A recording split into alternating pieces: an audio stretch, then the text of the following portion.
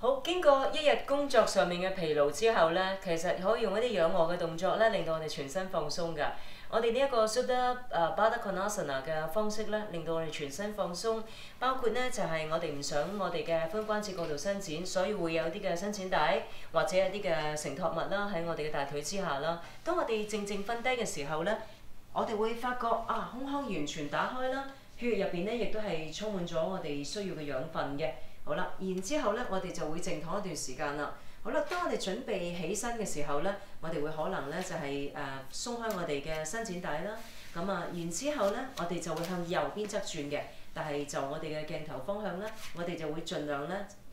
遷就呢個方向，向右邊側轉。然之後呢，我哋就會身體落地，繼而呢就會支撐起我哋嘅身體呢，然之後緩緩咁樣坐翻好嘅。咁希望一日之中透過呢啲嘅舒緩動作呢，可以讓你可以得到身心釋放平衡，解除你嘅疲勞啊！